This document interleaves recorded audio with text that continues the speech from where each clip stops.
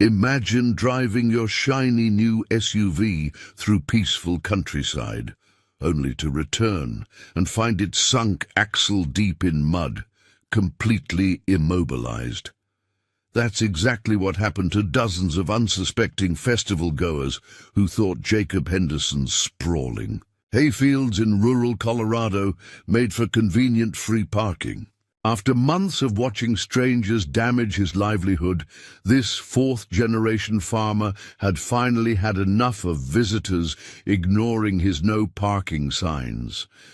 But instead of calling the authorities or installing expensive barriers, Jacob had something else in mind, something that would make these thoughtless visitors think twice about where they left their vehicles. Using nothing but his knowledge of the land and his irrigation system, the question is, what did this resourceful farmer do to solve his parking problem once and for all? Before we jump back in, tell us where you're tuning in from, and if this story touches you, make sure you're subscribed, because tomorrow I've saved something extra special for you. Life in the rolling hills of Eagle County, Colorado, had always moved to the gentle rhythm of the seasons for the Henderson family. The crisp mountain air and fertile soil of their 300-acre farm had nurtured generations of crops, from the heirloom wheat varieties that Jacob's great-grandfather first planted in the 1920s to the specialty organic hay that now supplied some of the most prestigious equestrian centers in the American West. From his weathered farmhouse porch, Jacob could see the entire eastern section of the property, where rows of timothy grass swayed in the afternoon breeze, their silver-green blades catching the sunlight. This wasn't just any hayfield. It was the result of decades of careful soil management, selective breeding, and agricultural expertise that had made Henderson hay synonymous with premium quality throughout Colorado and beyond. Jacob had learned the intricacies of hay cultivation from his father Richard, who had inherited that knowledge from his father before him. Each field had its own personality, its own needs and quirks that only became apparent after years of careful observation. The eastern slopes required different irrigation schedules than the western plateau. The North Field's soil composition demanded unique fertilizer blends that Jacob mixed himself using formulas passed down through generations. "The hay remembers everything you do to it," his grandfather used to say, his weathered hands running through the grass with the reverence of a musician touching a fine instrument. "Treat it right, and it'll treat you right for generations to come." And the Henderson hay had indeed treated the family well. Their specialty grass blends were sought after by championship horse breeders, organic dairy farms, and even zoological gardens with rare herbivores that required pristine nutrition. This wasn't just grass, it was a premium agricultural product, meticulously cultivated and harvested with precision timing to maximize both nutritional value and yield. The farm itself was a testament to the Henderson family's commitment to both tradition and innovation. The original barn, built by Jacob's great-grandfather from timber harvested on the property, still stood at the heart of the operation, though now it housed state-of-the-art hay-drying equipment alongside antique hand tools that Jacob kept in perfect working condition. The irrigation system, initially installed in the 1960s, had been continually improved and refined to achieve maximum efficiency while preserving the delicate ecosystem of the surrounding watershed. Jacob's grandfather had been one of the first farmers in the region to implement contour plowing, preventing erosion on the sloped sections of their land. His father had pioneered organic farming methods long before they became fashionable, understanding that chemical fertilizers might provide short-term gains, but would damage their soil's complex microbiome in the long run. Each generation had added their wisdom to the family's agricultural knowledge, creating a legacy that Jacob took immense pride in continuing. The Henderson farm wasn't just a business. It was a living history of American agriculture, a tapestry of soil, grass, and human ingenuity woven together over the course of a century. The careful arrangement of windbreaks protected delicate seedlings, while the diverse hedgerows that Jacob's grandmother had planted attracted beneficial insects that naturally controlled pests. Everything worked in harmony, a balanced ecosystem that Jacob maintained with scientific precision and heartfelt devotion. But in recent years, something had begun to disrupt this carefully maintained equilibrium.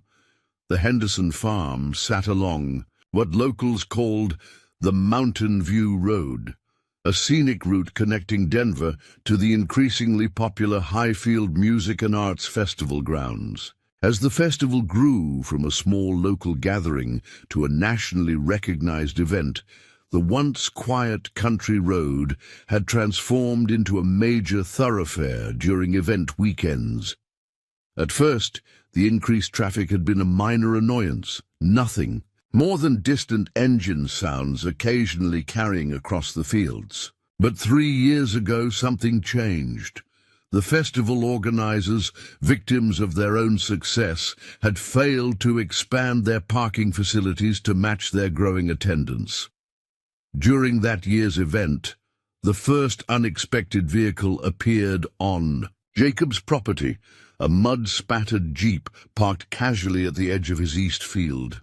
Jacob had approached the driver politely when he returned, explaining that this was private property and that even parking on the edge could compact the soil and affect his hay production. The man had been apologetic, moving his vehicle immediately and thanking Jacob for his understanding.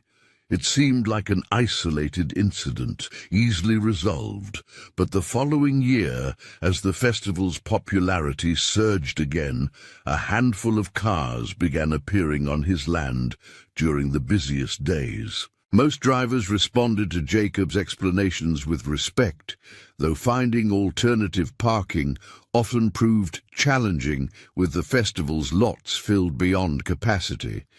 Still, the situation remained manageable, a minor inconvenience rather than a serious threat to his livelihood.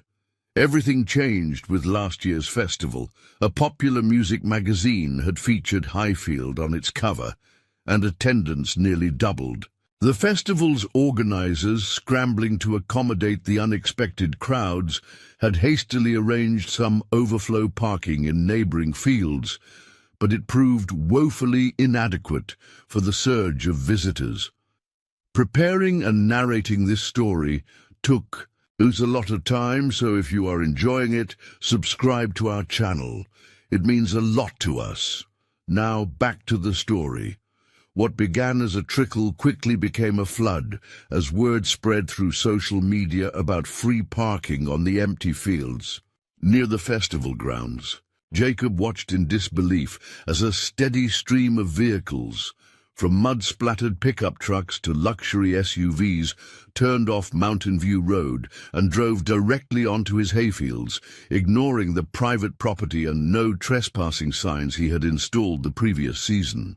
By midday, nearly 30 vehicles were scattered across his eastern fields, their tires crushing the carefully cultivated Timothy grass that would have been harvested the following week. Some drivers had even moved his temporary barriers aside to access prime spots closer to the festival entrance. When Jacob approached a group emerging from a shiny Range Rover, their response left him speechless. "It's just grass, man," said a young man in expensive festival attire, waving dismissively at the crushed hay. "It'll grow back. We paid a fortune for these tickets. Where are we supposed to park?" His companions nodded in agreement, seemingly baffled by Jacob's concern over what they perceived as meaningless vegetation. They couldn't see, or chose not to see, that they were parking on Jacob's livelihood, on crops that represented not just income, but the continuation of a century-long agricultural tradition. The impact on his hayfields became increasingly visible as the festival weekend progressed. The carefully managed soil, developed over generations to provide the perfect growing medium, became compacted under the weight of vehicles. Oil drips from poorly maintained cars left stains that would persist in the soil for seasons to come. Drunk festival-goers, returning to their vehicles, trampled additional areas, expanding the damage beyond just tire tracks. Jacob tried everything he could think of to address the situation diplomatically. He installed additional signage, including detailed explanations about the hayfield's importance and the damage caused by vehicles. He approached the festival organizers, who expressed sympathy but offered little concrete assistance beyond a half-hearted social media post asking attendees to respect local farmers. He even stationed his teenage nephews at the farm's entrance during peak hours, trying to direct drivers away from his fields, but they were overwhelmed by the volume of vehicles and often simply ignored. The final insult came when Jacob discovered a group having an impromptu tailgate party in the middle of his prized Timothy field, the one reserved for his highest-paying equestrian clients.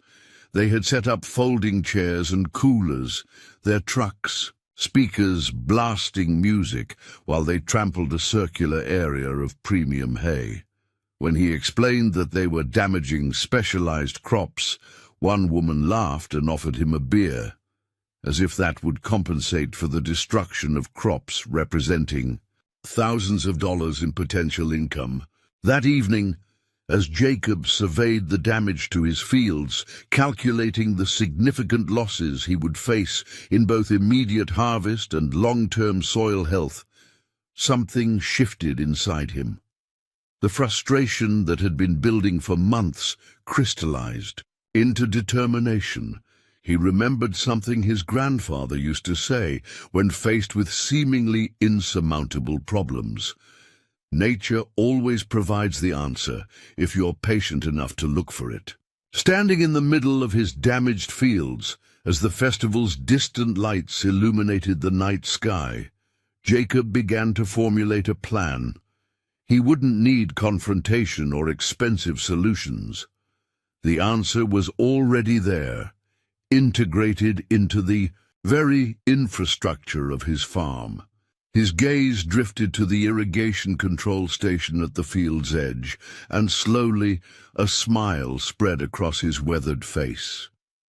By the time the sun rose the next morning, Jacob had worked out every detail of his strategy. After all, no one understood the land's natural characteristics, its drainage patterns, soil composition, and water retention properties, better than the man whose family had farmed it for generations.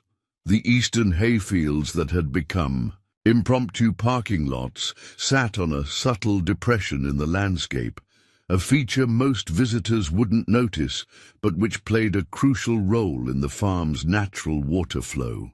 The irrigation system his father had installed in the 1980s had been designed with precision, allowing for targeted water delivery to different sections of the property. With some minor adjustments, Jacob could isolate the eastern fields and control exactly how much moisture reached the soil, and more importantly, when. He spent the day making careful preparations, adjusting valves and checking the weather forecast.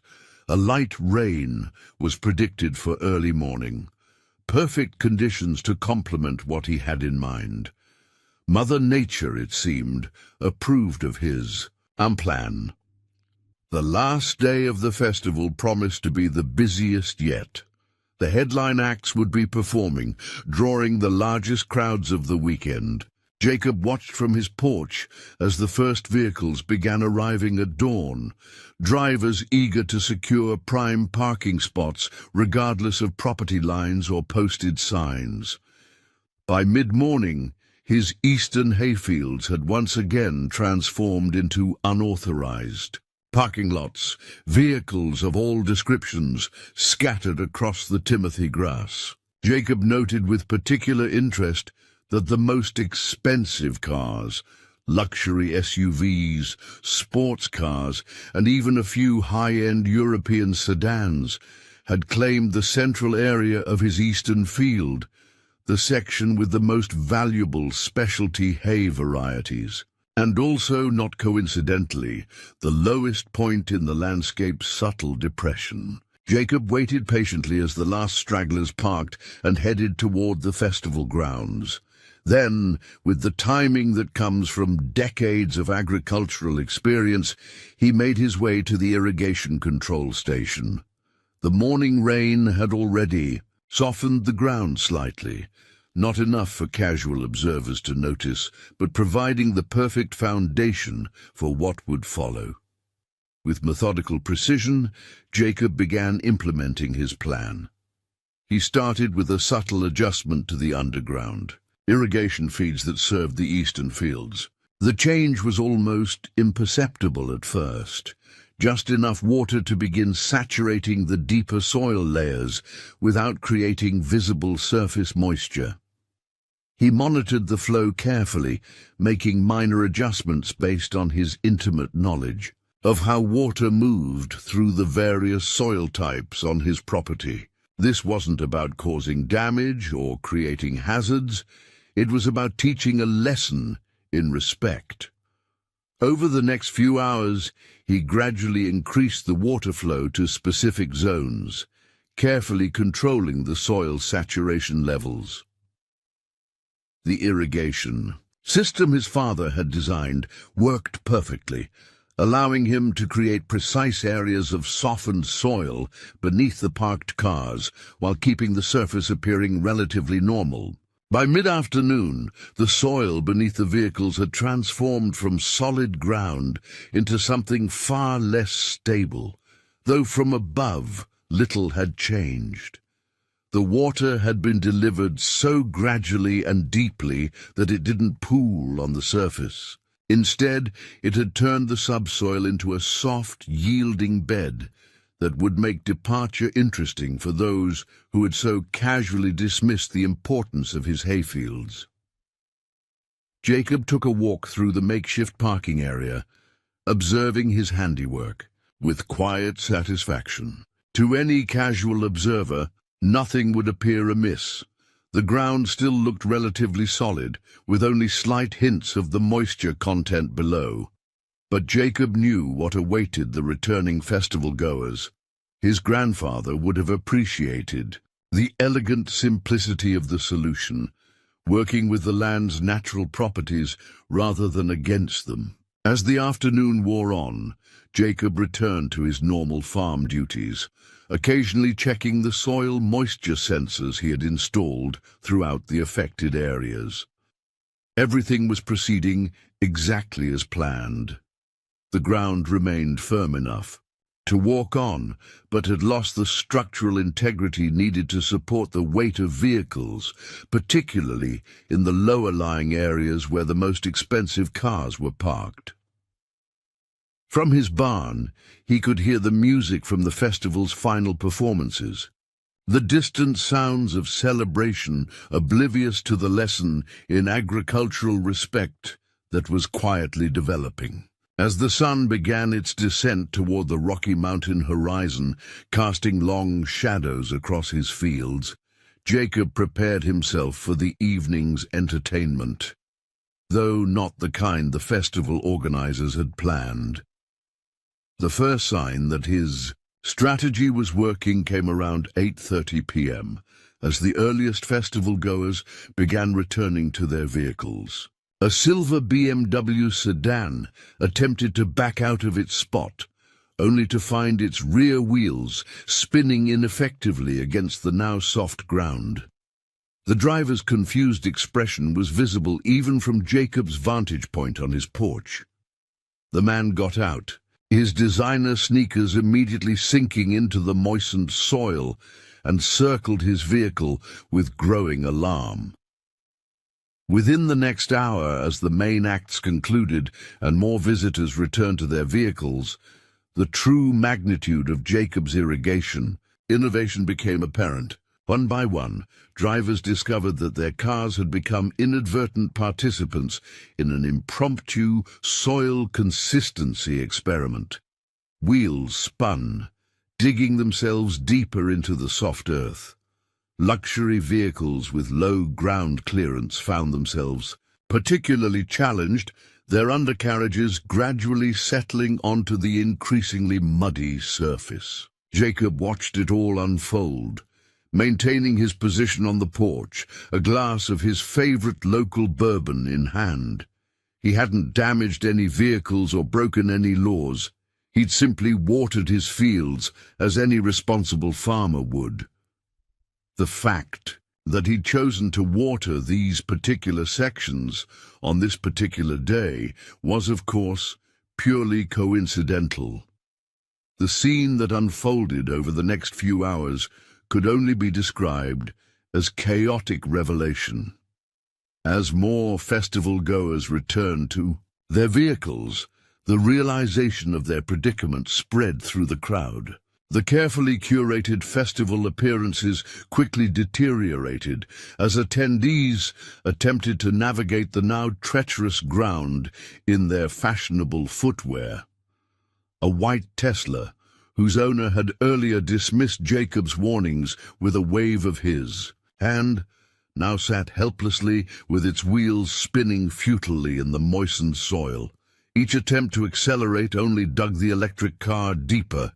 The owner's face had turned nearly as red as the setting sun as he paced around it, making angry phone calls and gesturing wildly at the ground beneath his feet. Nearby, a group of friends who had earlier held the impromptu tailgate party in Jacob's premium Timothy section found themselves in an equally challenging situation. Their pickup truck, positioned for what they had called festival vibes, now leaned slightly to one side as the soft soil beneath it continued to yield to its weight. Their attempts to push it free were proving both muddy and fruitless. The reactions varied from confusion to outrage. Some immediately started pointing fingers, demanding to know what had happened to the ground that had seemed perfectly firm hours earlier. Others tried increasingly desperate solutions, placing festival blankets under wheels for traction, attempting to dig pathways with plastic cups, or calling for tow trucks that would have difficulty reaching the stranded vehicles without risking getting stuck themselves. A particularly vocal woman in designer festival wear marched up to Jacob's porch, her once pristine boots now caked with mud. "This is completely unacceptable," she declared, waving her phone at him. "I have a flight to catch tomorrow morning." Jacob calmly took a sip of his bourbon before responding. "Ma'am, I'm simply maintaining my farm's irrigation schedule. The hay requires very specific moisture levels for optimal growth, especially after being compacted by unauthorized vehicles." The arrival of local law enforcement added another layer to the unfolding drama.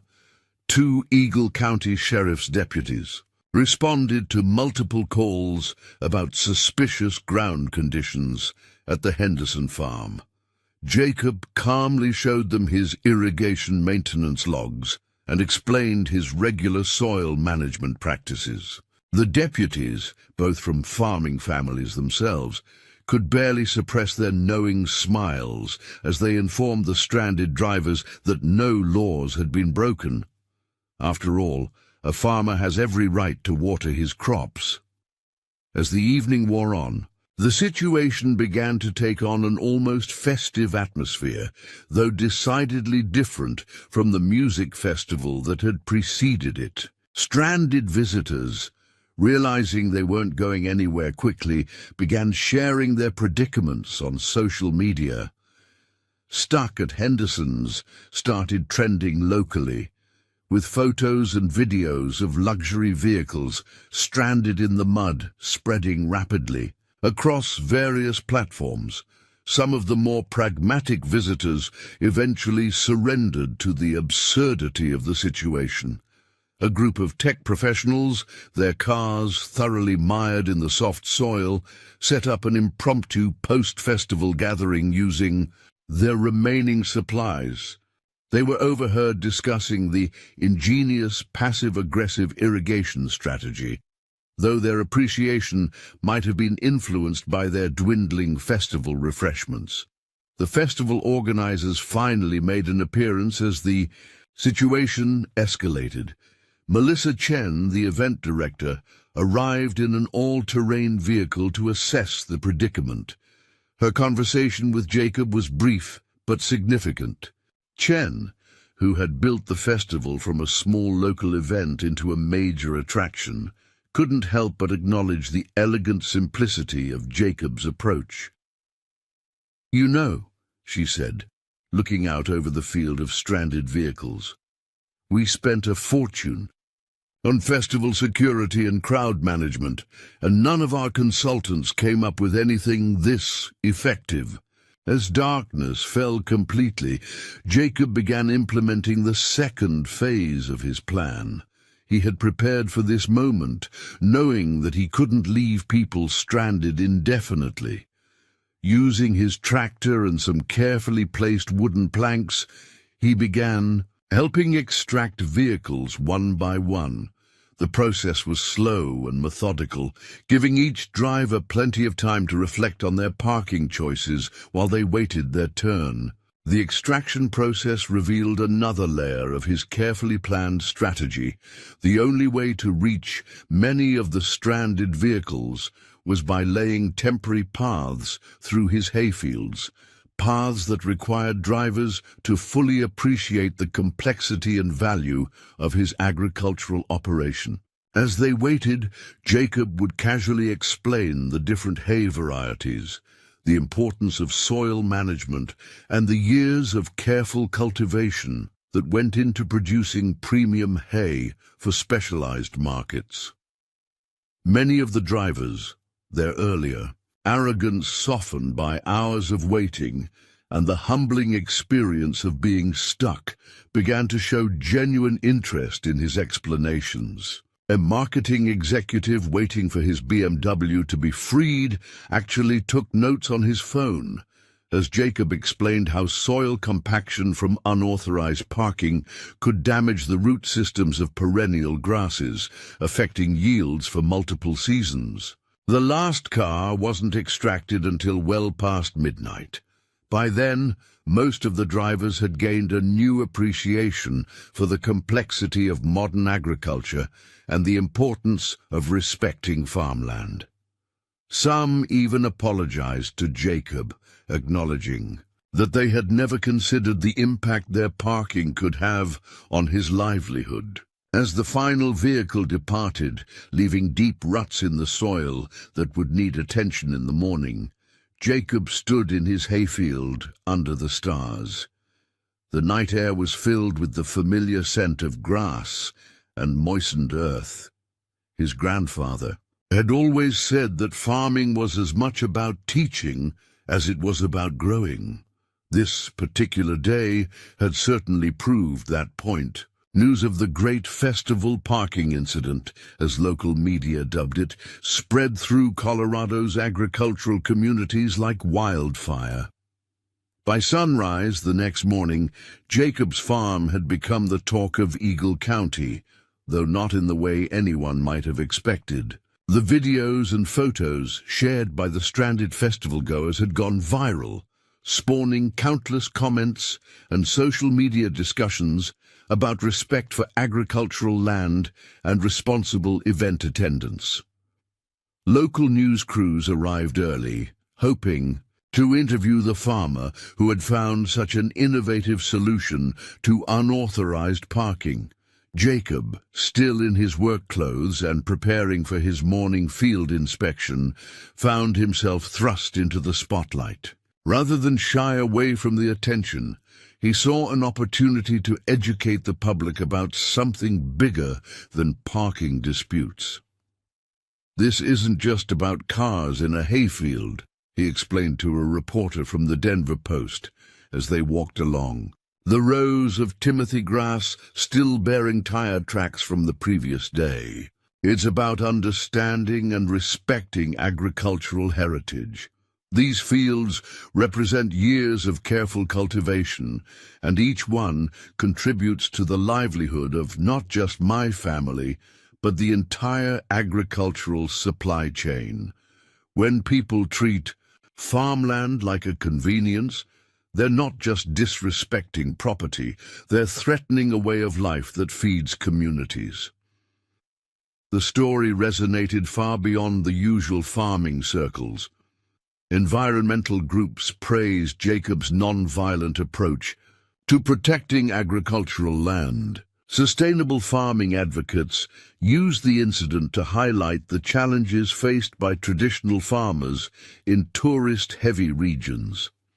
Even some of the previously stranded visitors began posting thoughtful reflections about their experience, with one influential music blogger writing a viral post about learning humility from a farmer's ingenious problem-solving. Melissa Chen, the director of the Highfield Festival, proved surprisingly supportive in the aftermath. The morning after the incident, she arrived at Jacob's property with her entire management team, ready to make amends. "We've been handling this all wrong," she admitted as they surveyed the damaged hayfields together. "We've been so focused on creating experiences for our attendees that we forgot about respecting the very thing that makes this region special, the land itself and the people who tend it." What followed was an unexpected collaboration between the fourth generation farmer and the modern festival organizer. Chen proposed a solution that would benefit both parties. Highfield would construct a state-of-the-art parking facility on their own property, complete with sustainable design features to minimize environmental impact. More importantly, they would incorporate an educational component into their festival experience, teaching attendees about the region's agricultural heritage and the importance of preserving traditional farming practices. Jacob found himself working alongside Chen's team to design informational materials that would be distributed to all Highfield attendees. These materials explained the delicate balance of agricultural ecosystems, the importance of soil health, and the generations of knowledge that went into producing high-quality crops. His father's irrigation system, ironically, became a featured case study in sustainable farming practices. The incident sparked a broader conversation throughout Eagle County about the balance between tourism and agriculture. Other event venues began implementing similar educational programs, and the Regional Tourism Board developed new guidelines for responsible event attendance. Signs appeared throughout the area, reminding visitors that they were entering working agricultural areas, not public recreation spaces. Local government officials, seeing an opportunity to address a growing problem, worked with farmers and event organizers to develop better transportation infrastructure throughout the county. They created designated shuttle services to popular destinations, ensuring that agricultural land would be protected while still accommodating the region's vital tourism industry. Jacob's irrigation system gained unexpected fame in farming circles. Agricultural communities from neighboring states sent representatives to study his water management techniques, though he always downplayed the system's more creative applications. "My father designed this for growing hay," he would say with a slight smile. "Anything else it might do is purely coincidental." The following spring, as new growth appeared in his fields, Jacob noticed another change in his corner of Eagle County. Visitors to the area, having learned about the importance of agricultural preservation, would often slow down when passing his farm, pointing out features they had come to appreciate. The careful arrangement of the fields, the subtle signs of the irrigation system at work, the rich diversity of grasses that made Henderson Hay special. Melissa Chen's parking facility proved to be a success, its design winning environmental awards for minimizing runoff and incorporating native landscaping. The educational center became a mandatory first stop for festival attendees, complete with interactive displays featuring the history of Colorado agriculture. Jacob's father's original irrigation plans held a place of honor, though the display tactfully avoided mentioning their role in the famous parking incident. 1 year after the incident, Jacob hosted a special event of his own, the first ever Eagle County Agricultural Heritage Day. Farmers from throughout the region came together to share their knowledge with the public, teaching visitors about the intricate relationship between land, climate, and cultivation that made the county's agricultural products unique. The parking arrangements, needless to say, were meticulously organized, with shuttle buses bringing visitors from designated lots miles away. As he walked through his eastern hayfield that evening, Jacob stopped at the spot where a year earlier dozens of luxury cars had found themselves stranded in his carefully moistened soil. The ground had fully recovered, the timothy grass growing more vibrantly than ever, perhaps benefiting from the unintended aeration provided by the extraction efforts. His grandfather's voice seemed to whisper in the evening breeze. Sometimes the land itself teaches the best lessons. The incident had changed more than just parking habits in Eagle County. It had reminded people that beneath the surface of rural America lay generations of agricultural wisdom and hard work. Jacob's creative solution had not only solved his immediate problem, but had helped bridge the gap between the county's agricultural heritage and its tourism-focused future, ensuring that both could thrive together in carefully cultivated harmony. 5 years after the infamous Great Festival parking incident, the transformation of Eagle County's approach to agricultural tourism was evident to anyone who visited the region. What had started as one farmer's creative solution to a parking problem had evolved into a movement that redefined the relationship between agriculture and tourism throughout Colorado's mountain communities. Jacob's farm had become something of a legend in farming circles, though not entirely for the reasons one might expect. Agricultural students from as far away as California and Iowa would visit Henderson Hay to study his father's innovative irrigation system, officially for its efficient water management capabilities, though the knowing smiles exchanged during these tours suggested the system's other creative applications hadn't been forgotten. The incident had sparked what locals now called the Eagle County Renaissance. Tourism hadn't decreased. In fact, it had grown, but its nature had fundamentally changed. Visitors to the county now came not just for music festivals and mountain scenery, but for what was termed agricultural immersion experiences.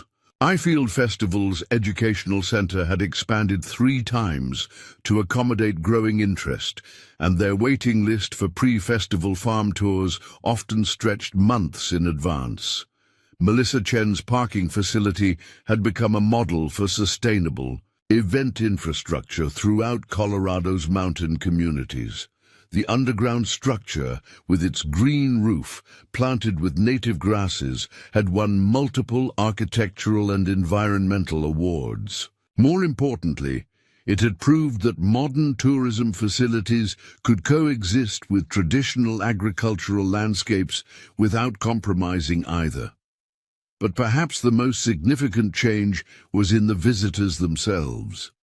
The entitled attitude that had once characterized festival tourism had been replaced by something more respectful, more curious. Tour groups would often spend as much time learning about soil composition and irrigation techniques as they did enjoying musical performances.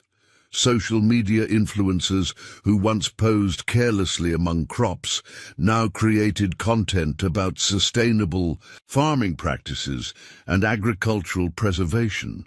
Jacob himself had become an unlikely ambassador for this new approach to rural tourism, though he still preferred working among his hayfields to public speaking.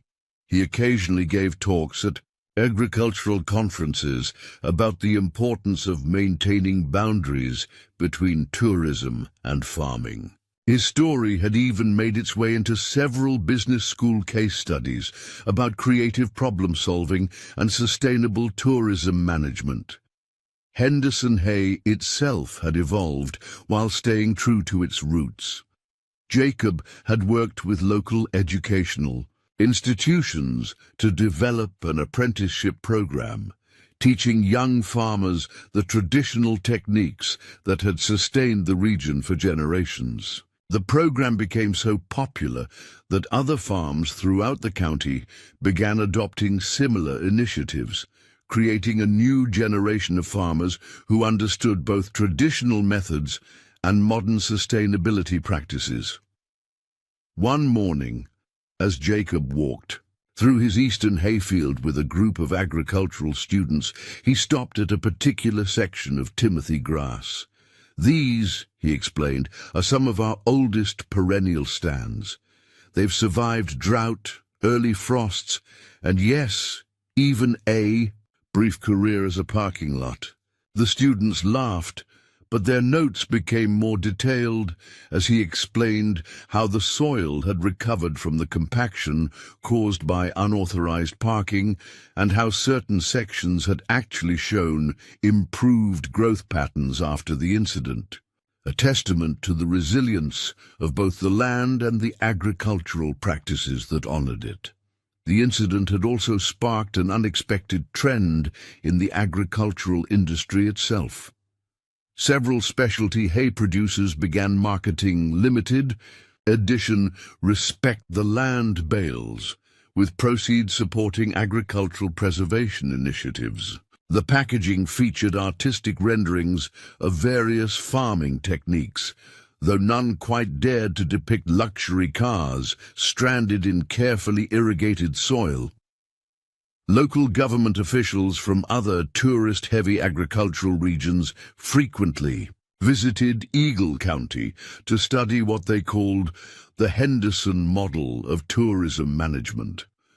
The balance between accessibility and preservation that had emerged in the wake of the parking incident had become a template for other communities facing similar challenges. Even the technology industry had taken notice. Several Denver startups had developed apps inspired by the incident, helping tourists find appropriate parking while learning about agricultural preservation. Jacob's father's irrigation system had been designated a Colorado Agricultural Heritage Innovation, complete with a small plaque that diplomatically described it as a versatile water management system that demonstrated unexpected applications in tourism management. The plaque had become a popular spot for visitors to take photos, though Jacob noticed they were always careful to stay on the designated paths. The incident had even made its way into popular culture. A well-known country music artist had recorded a song called "Stuck in the Farmer's Field," which became an unexpected hit, Though its lyrics were humorous, the chorus carried a deeper message about respecting rural traditions. The songwriter, who'd been one of the Stranded festival goers, had apparently found both inspiration and humility in the experience. As Jacob stood on his porch one evening, watching the sunset paint the mountains in shades of gold and purple, he reflected on how a simple solution to a parking problem had catalyzed such far-reaching changes. The county still drew crowds of tourists, but now they came with a different purpose, not just to take from the land, but to understand and respect the complex agricultural traditions that made it special. A tour group was visible in the distance, listening intently as a guide explained the importance of proper soil management in hay production. Their vehicles were neatly parked in a designated area, and they stayed carefully within the marked paths as they learned about the county's agricultural heritage. Jacob smiled, raising his glass of bourbon in a quiet toast to his father's and grandfather's memory. The old men had always said that the land would teach its own lessons. Sometimes it just needed a little help with the curriculum. 10 years had passed since the parking incident, and Jacob found himself preparing for a very special event at Henderson Hay. Colorado State University had chosen his farm as the site for their annual Agricultural Innovation Summit, bringing together farmers, researchers, and industry leaders from around the world. The irony wasn't lost on Jacob. His father's irrigation system, originally designed for simple hay cultivation, had become a case study in creative problem-solving and was now drawing international attention. The morning of the summit dawned, clear and crisp, typical of Colorado in early autumn. Jacob stood in his father's old office, now transformed into a small museum of agricultural history. The room's walls were lined with photographs documenting the farm's evolution, including a few carefully curated images from what the media had dubbed the Great Parking Incident of '23. His father's original irrigation plans held a place of honor, their yellowed pages protected behind museum-grade glass. As Jacob adjusted his bolo tie, a rare concession to the formality of the occasion, he caught his reflection in the window. The past decade had added some silver to his hair, but his eyes still held the same determined glint that had sparked his creative solution to the parking problem all those years ago. Outside, he could see teams of university students setting up displays and information stations throughout the farm, each carefully positioned along the specially designed educational paths that now wound between the fields of Timothy grass. The summit's theme this year was agricultural innovation in the face of modern challenges, and Jacob had been asked to deliver the keynote address. As he reviewed his notes, he couldn't help but smile at how his father's simple irrigation system had become a symbol for the creative preservation of agricultural traditions in an increasingly tourism-driven world. The farm itself had evolved in ways Jacob could never have predicted. The areas once used as impromptu parking lots had been transformed into demonstration gardens, showing visitors the complexity of hay cultivation and soil management. Each section told a story, from the importance of proper drainage to the role of soil microbes in maintaining healthy grass stands. Even the infamous parking incident had its own educational station, though the description tactfully focused on creative solutions to modern agricultural challenges. The morning's first presentation would take place in what had once been the most popular unauthorized parking area. Now it featured an outdoor classroom complete with sustainable seating made from reclaimed barnwood. As Jacob walked past, he noticed a group of international students already gathered, eagerly discussing soil composition and water management techniques in various languages. Melissa Chen, now a close friend and collaborator, arrived early for the summit. The festival director had undergone her own transformation over the years, trading her event management focus for more sustainable tourism initiatives. Her Highfield Festival had become a model for responsible event planning, and their joint educational programs had helped reshape the county's approach to agricultural preservation. "Remember when all we worried about was where people parked?" Chen joked as they walked through the eastern hayfield together. "Now we're teaching the world about sustainable agriculture." The two had become unlikely partners in what many considered a revolution in agricultural tourism. Their collaborative approach had shown that traditional farming practices and modern tourism could coexist with the right boundaries and mutual respect. The summit's attendees began arriving precisely at the designated time, their vehicles neatly arranged in Highfield's award-winning parking facility, with shuttle buses transporting them to Henderson Hay.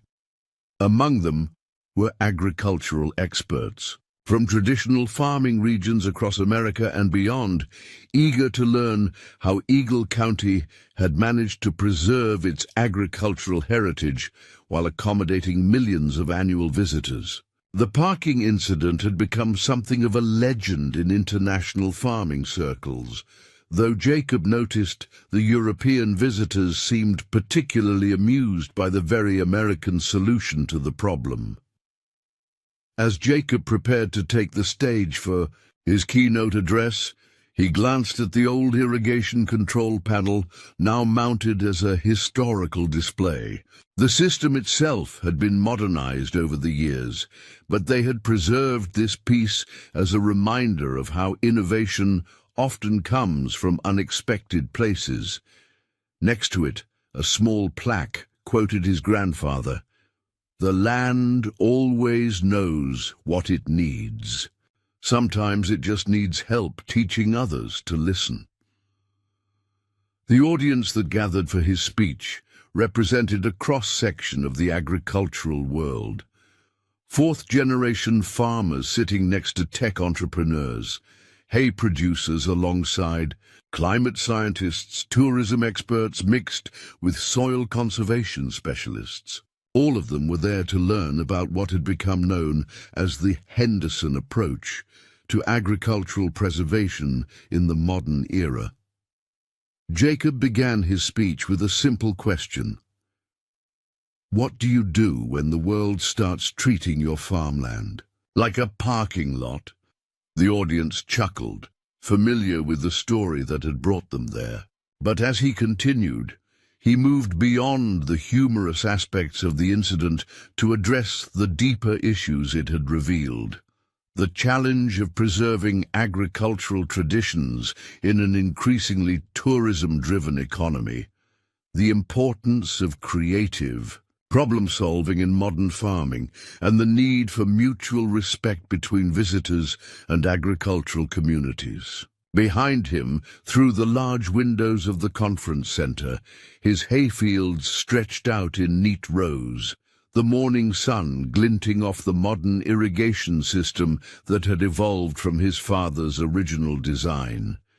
The timothy grass itself seemed to stand a little straighter, as if aware it was now part of a larger story about preservation, innovation, and the unexpected ways that positive change can grow from challenging situations. As Jacob concluded his keynote speech at the Agricultural Innovation Summit, an unexpected visitor made her way through the crowd.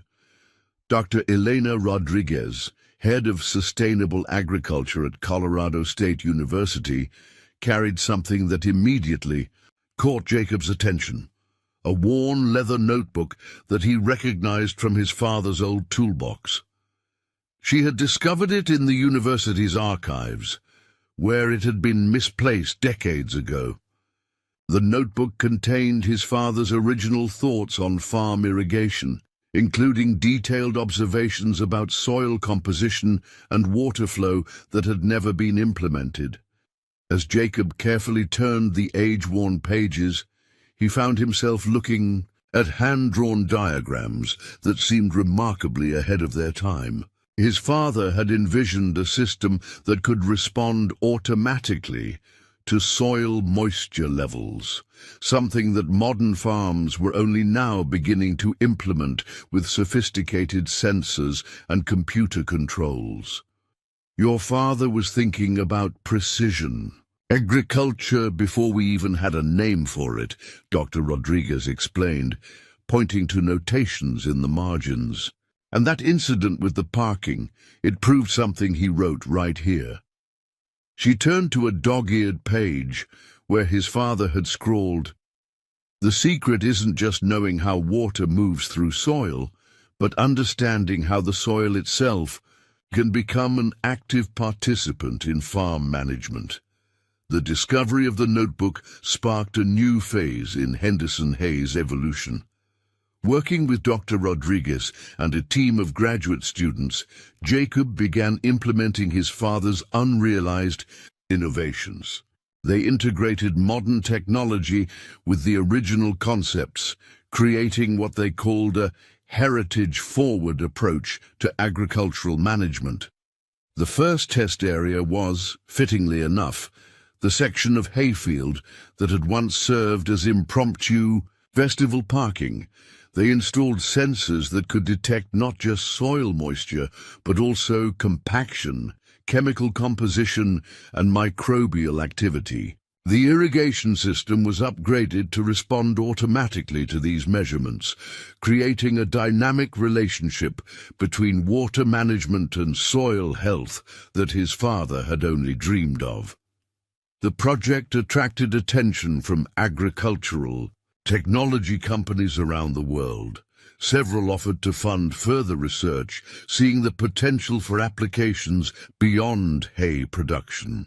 Jacob carefully selected partners who understood the importance of maintaining the balance between innovation and tradition that had become Henderson Hayes' hallmark.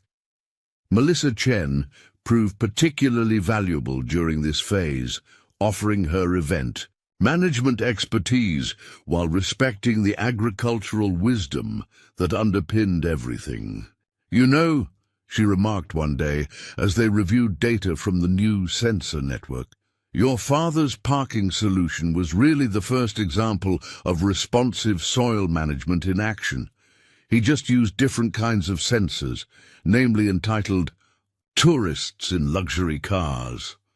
The integration of his father's theories with modern technology led to unexpected discoveries. They found that the soil in areas once compacted by parked cars had developed unique characteristics that actually improved certain aspects of hay production.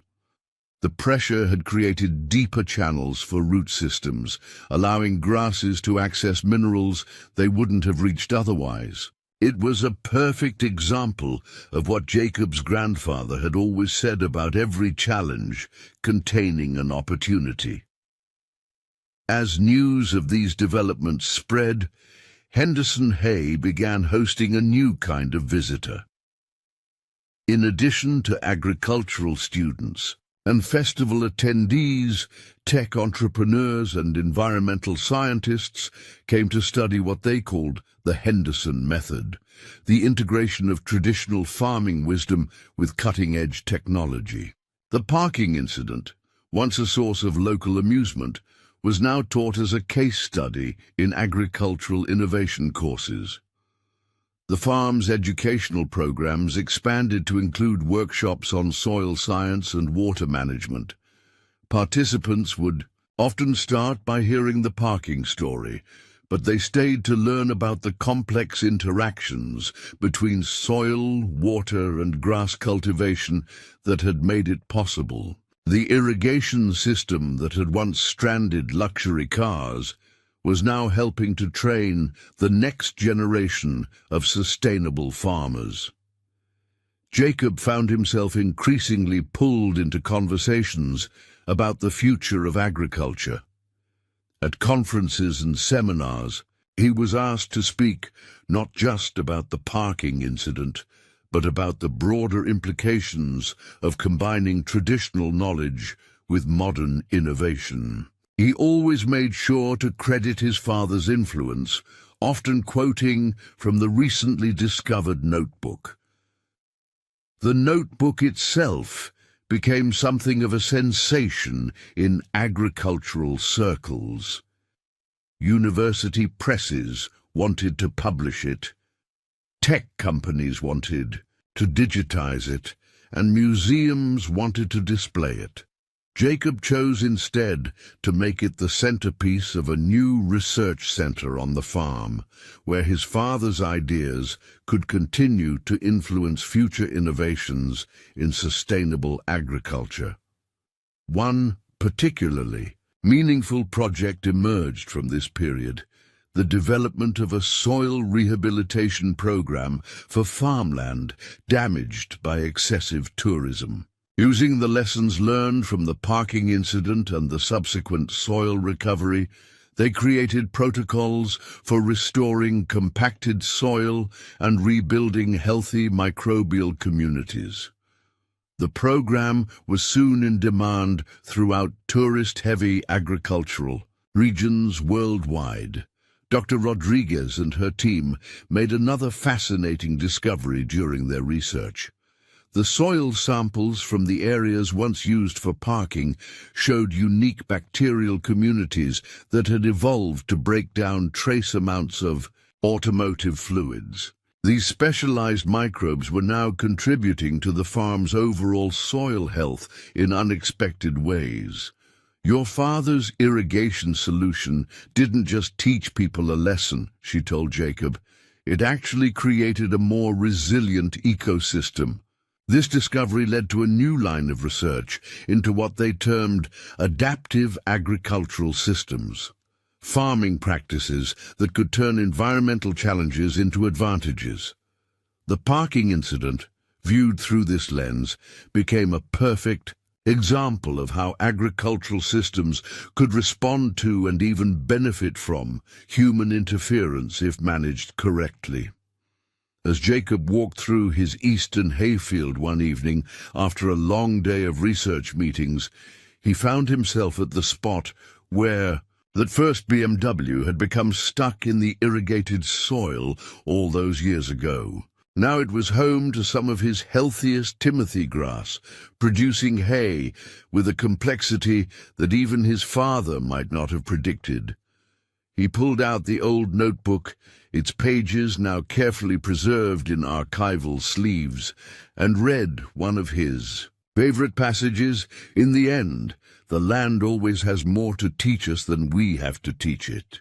20 years had passed since that fateful day when Jacob Henderson had used his father's irrigation system to teach some over-eager festival-goers a lesson about respecting agricultural land. Now, on a crisp autumn morning, much like that one, he stood in his hayfield, watching his own daughter Maya adjust the settings on their state-of-the-art soil management system. Maya, named after her great-grandmother, had grown up hearing the story of the great parking incident as bedtime entertainment. Now, at 25, she represented the next generation of agricultural innovation at Henderson Hay. With degrees in both agronomy and environmental engineering, she embodied the perfect blend of traditional farming wisdom and modern technological expertise that had become the farm's hallmark. Henderson Hay itself had evolved into something that even Jacob sometimes found hard to believe. What had started as a simple family farm was now the Henderson Center for Agricultural Innovation and Sustainability, though locals still affectionately called it the parking teacher. The center had become a global hub for research into sustainable farming practices, drawing scientists, farmers, and students from around the world. The original irrigation system that had starred in the parking incident was now preserved in its own dedicated museum space, complete with interactive displays showing how it had worked. Next to it, a state-of-the-art simulation allowed visitors to experience what it felt like to have their vehicle gradually sink into precisely moistened soil. It had become one of the most popular exhibits, especially among younger visitors who could hardly believe there was a time when people would casually park on active farmland. Melissa Chen, now in her 70s, but still sharp as ever, had remained a steadfast partner in the farm's evolution. Her festival management fortune had helped fund many of the center's research initiatives, though she always insisted that the real value came from Jacob's agricultural expertise. Their unlikely friendship had become legendary in the county, often cited as an example of how traditional farming and modern event management could work together for mutual benefit. The parking facility Chen had built had itself become a case study in sustainable architecture. Its design had been replicated throughout event venues worldwide, and the original structure had been upgraded with solar panels and electric vehicle charging stations. The educational center had expanded into a full-scale agricultural academy where traditional farming techniques were taught alongside the latest technological innovations. On this particular morning, the farm was preparing for a very special event, the inaugural World Congress on Agricultural Preservation and Innovation. Delegates from every major agricultural region would be attending, along with representatives from tourism organizations, technology companies, and environmental groups. The choice of venue was no accident. Henderson Hay had become synonymous with successful integration of tradition and innovation in agriculture. As Maya made her final adjustments to the soil monitoring system, Jacob reflected on how much had changed in 2 decades. The farm's original hayfields now stood alongside experimental plots where new cultivation techniques were being tested. Advanced sensors monitored everything from soil moisture to microbial activity, sending data to computers that could adjust irrigation and fertilization in real time. Yet underneath all the technology, the fundamental principles his grandfather had understood still held true. The land would tell you what it needed if you knew how to listen. The parking incident had become more than just a clever solution to a local problem. It had sparked a global conversation about the preservation of agricultural land in the face of tourism pressure. Case studies had been written, documentaries had been filmed, and the Henderson method of creative problem-solving was now taught in business schools and agricultural programs alike. But perhaps the most significant change was in how people viewed the relationship between tourism and agriculture. The county had pioneered what became known as Agricultural Tourism 2.0, an approach that treated farms not as backdrops for tourist photos, but as living classrooms where visitors could learn about the complexities of food production. The morning ceremony began with the dedication of a new research facility named in honor of Jacob's father. As Jacob stood at the podium, he could see faces in the crowd that reflected the global impact of that long-ago parking incident. There were farmers from France who had used similar techniques to protect their lavender fields from tourist traffic, Australian hay producers who had adapted the irrigation system for their own unique climate challenges, and even a group from Japan who had created an entire educational program based on the Henderson approach to agricultural preservation. Maya joined him on stage, carrying their most precious family heirloom, her grandfather's notebook. Its pages had been digitized, but the original was still carefully preserved. Together they unveiled a plaque that bore his father's words.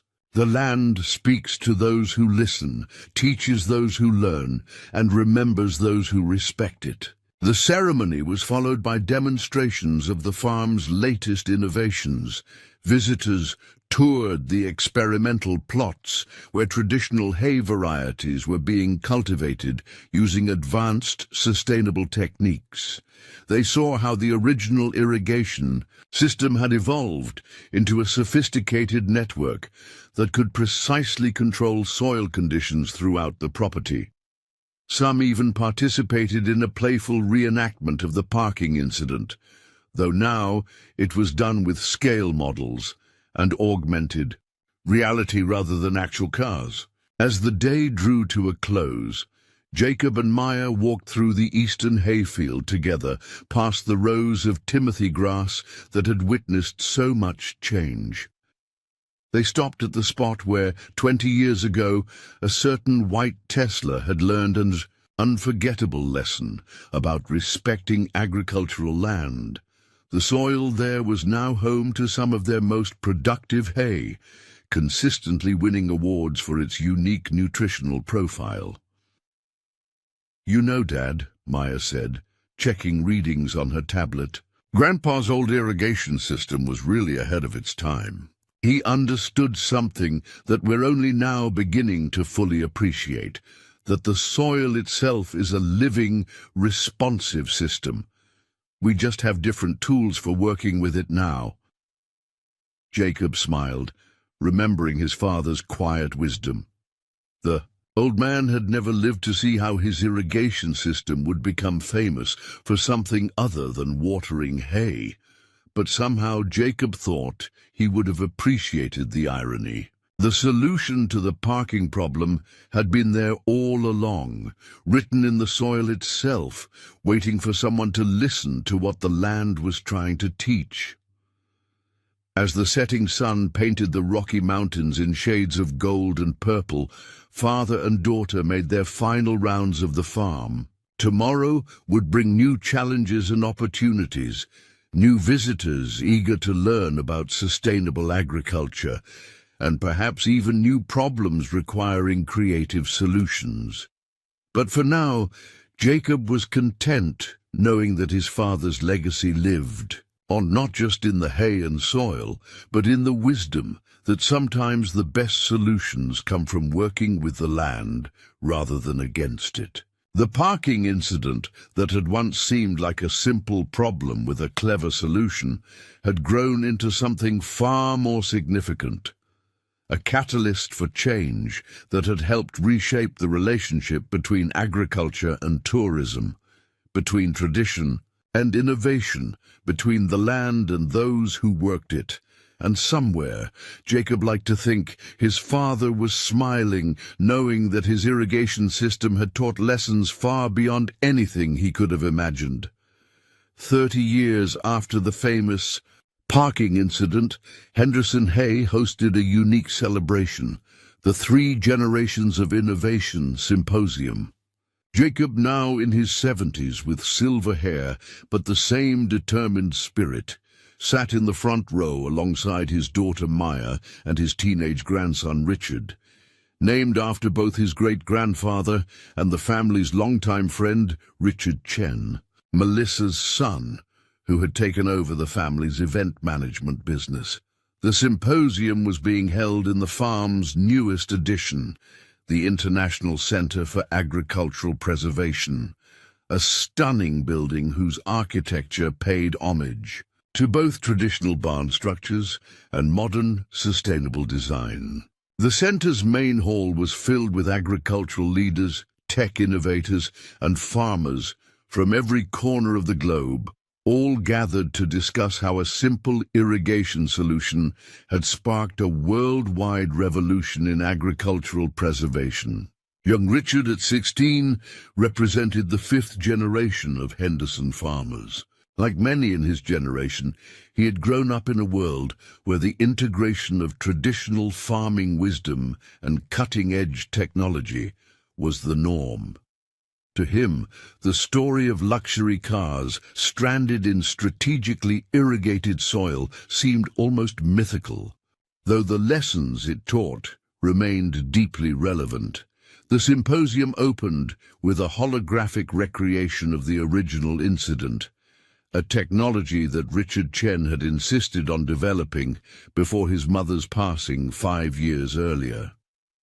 The audience watched in amazement as three-dimensional images showed how a farmer's ingenuity had transformed not just a single hayfield, but an entire industry's approach to agricultural preservation. "It's strange to think," Maya remarked during her keynote speech, "that what we now call the Henderson Principle of Creative Conservation started with something as simple as watering our own land at the right time. But my father understood something fundamental that day. Sometimes the most elegant solutions come from working with nature rather than against it." The principle she referred to had become a cornerstone of modern agricultural education. It emphasized using natural systems and existing infrastructure to protect agricultural land rather than relying on barriers or enforcement. The approach had been adapted worldwide. Rice farmers in Japan used controlled flooding to prevent tourist encroachment. Lavender fields in Provence employed strategic aromatic barriers, and cattle ranches in Australia utilized natural terrain features to guide visitor flow. Jacob, watching his daughter speak, remembered how his father's irrigation system had evolved over the decades. The original manual controls were now housed in the farm's museum, while the modern system utilized quantum sensors and AI-driven environmental monitoring. Yet the basic principle remained unchanged: understanding and working with the land's natural characteristics. Young Richard had recently discovered something fascinating in the farm's archives. His great-grandfather's original calculations for the irrigation system included notes about soil reaction to pressure and moisture that had predicted with remarkable accuracy exactly how vehicles would respond to controlled soil saturation. It wasn't just clever improvisation. It had been sound agricultural science all along. The symposium included virtual tours of agricultural preservation sites worldwide, all inspired by the Henderson incident. From Australian outback stations to Scottish Highland farms, agricultural communities had adapted the principles to their unique circumstances. Each success story added to the growing body of knowledge about creative land preservation. During the lunch break, Jacob took a walk with his grandson through the farm's historic section, where some Timothy grass stands dated back to the original planting. They stopped at what the family still called Tesla Point, the spot where that first luxury electric car had found itself slowly sinking into precisely irrigated soil 3 decades ago. "You know, Grandpa," Richard said, consulting his quantum tablet, "the soil composition here is unique. Those old cars actually changed the mineral structure in ways that improved the terroir. The hay from this section has compounds we can't replicate anywhere else in the county." Jacob smiled, remembering his father's words about how the land always had more to teach them. Even the parking incident, it seemed, had contributed to the farm's distinctive character in unexpected ways. The afternoon sessions focused on the future of agricultural preservation. Presentations showcased new technologies that built upon the Henderson principles, smart soil systems that could automatically adjust their stability based on pressure detection, biodegradable barrier crops that could be activated during peak tourist seasons, and AI-driven education programs that helped visitors understand the impact of their actions on agricultural lands. But perhaps the most meaningful moment came during the closing ceremony, when a group of young agricultural students from around the world presented their own innovations inspired by the parking incident. Their projects demonstrated how the next generation was taking the lessons of the past and applying them to future challenges. One student had developed a system for protecting endangered rice terraces in Asia using controlled water flow to naturally guide tourist traffic. Another had created a biodegradable ground cover that changed color when compacted, providing a visible warning system for overused agricultural areas. Each project showed how the simple wisdom of working with natural systems continued to evolve and adapt. As the symposium drew to a close, Jacob, Maya, and Richard stood together on the old porch, where the story had begun 30 years ago. The view had changed. Solar collectors now gleamed alongside the hayfields, and autonomous farming robots moved quietly between the rows. But the essential character of the land remained unchanged. "It's amazing," Maya mused, "how one incident could have such far-reaching effects. We're not just growing hay anymore, we're growing ideas." "And the best part is," young Richard added, "we're still learning new things from what happened. Every soil sample, every harvest, every new adaptation of the principle teaches us something new." Jacob nodded, thinking about how his father's irrigation system had become so much more than a solution to a parking problem. It had become a symbol of how agricultural traditions could adapt and thrive in a changing world, how working with the land could solve problems that force never could, and how one farmer's creative solution could inspire generations of innovation. As the sun set over the Rocky Mountains, casting long shadows across land that had seen so much change, yet remained true to its essential nature, Jacob remembered something his grandfather used to say. "The land remembers everything we do too, it good or bad, and teaches those lessons to anyone willing to listen." The parking incident had taught its lesson well, and that lesson continued to evolve and spread, like water flowing through fertile soil, nurturing new ideas and innovations with each passing generation. In the end, it had never really been about parking at all. It had been about understanding that the solution to any problem could be found in working with nature rather than against it, in respecting tradition while embracing innovation, and in recognizing that sometimes the best teaching comes not from confrontation, but from letting people experience the natural consequences of their actions. Henderson Hay had become more than a farm. It was a living testament to the power of creative problem-solving and the importance of preserving agricultural wisdom for future generations. And somewhere, Jacob liked to think, his father and grandfather were smiling, knowing that their irrigation system had not just watered hay and taught a few tourists a lesson. It had helped plant the seeds of a worldwide movement in agricultural preservation that continued to flourish in ways they could never have imagined. 40 years after the legendary parking incident, Henderson Hay Farm hosted what many considered the agricultural event of the decade. The United Nations had designated it as the site for the Global Agricultural Resilience Summit, bringing together delegates from 152 countries to address the growing challenges of food production in a changing world. The significance of the location wasn't lost on anyone. What had started as a simple farm, defending itself against thoughtless tourists, had become an international beacon for agricultural innovation and preservation. Jacob Henderson, now in his 80s, watched from his wheelchair as dignitaries from across the globe streamed onto the property that had been in his family for over a century.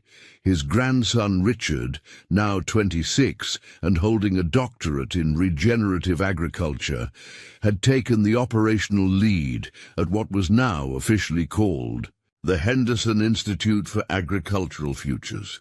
The young man moved confidently among world leaders and farming pioneers alike, his easy manner belying the deep knowledge that had made him a respected voice in global agricultural circles before his 30th birthday.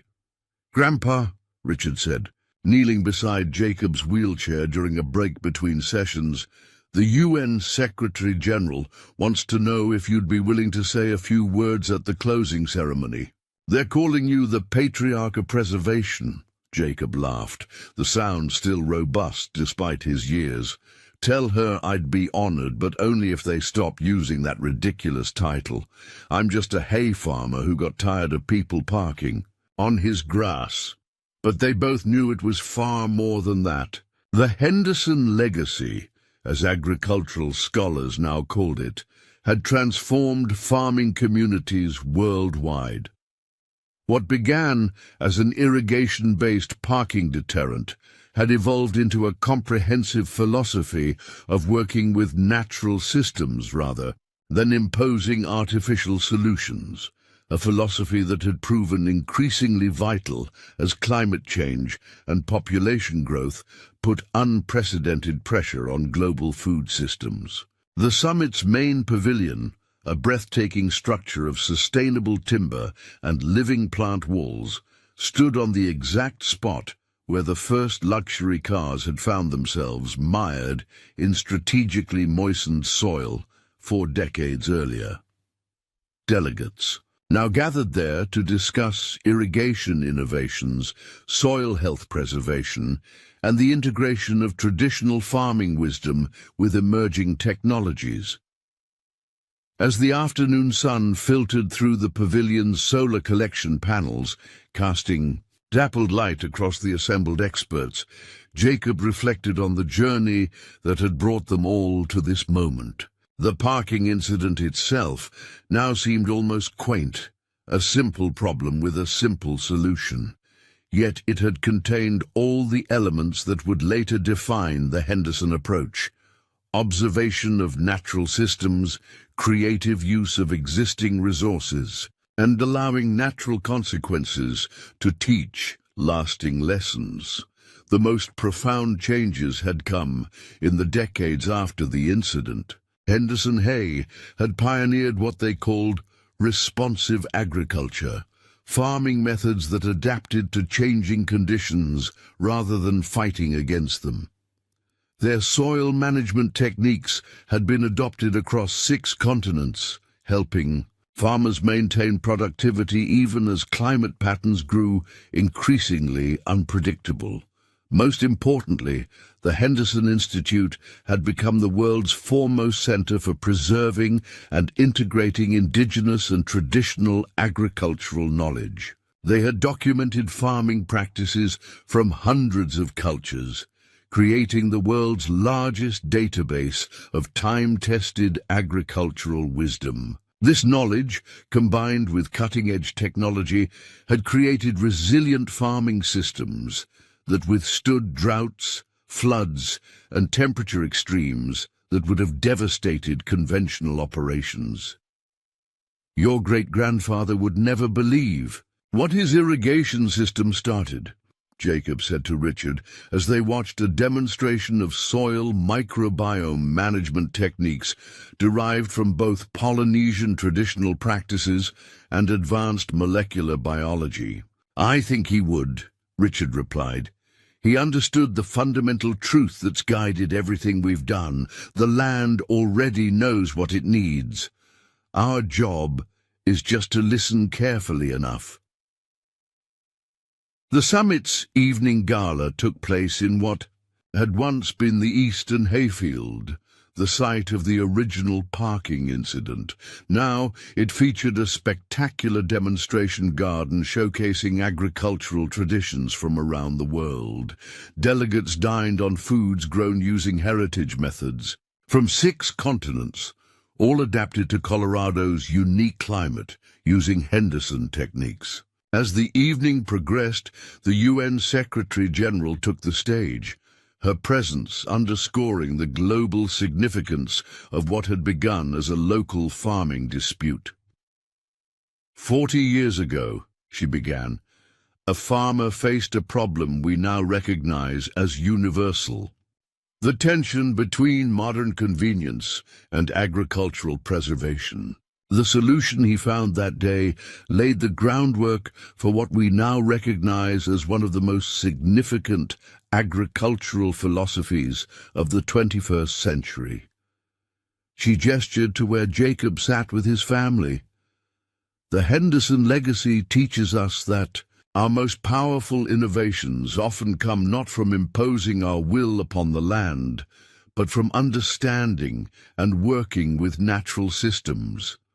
This principle has helped farming communities from Mali to Mongolia, from Peru to the Philippines, adapt to challenges that once seemed insurmountable. The crowd rose in a standing ovation as Jacob was wheeled to the podium. He waved away the formality with a farmer's practicality, waiting for the applause to subside before speaking. "I'm grateful for your kind words," he began, his voice still, clear and strong, but the truth is simpler than all that. I didn't create a philosophy or start a movement. I just watered my hay at the right time and in the right way. A ripple of appreciative laughter moved through the audience. "The real insight didn't come from me," Jacob continued. "It came from my father and grandfather, who taught me that the land speaks its own language. They showed me that a good farmer isn't someone who conquers the soil, but someone who becomes fluent in what the earth is trying to tell us." He paused, looking out over the assembled experts and dignitaries. The parking incident that somehow made our farm famous wasn't really about cars or tourism or even agriculture. It was about respect. Respect for the land. Respect for the knowledge passed down through generations. Respect for natural processes that we ignore at our peril. As Jacob spoke, images projected behind him showed the evolution of Henderson hay through the decades. From the original family farm to the global research institute it had become. The final image showed a simple irrigation valve, the kind that had been used in the original parking incident.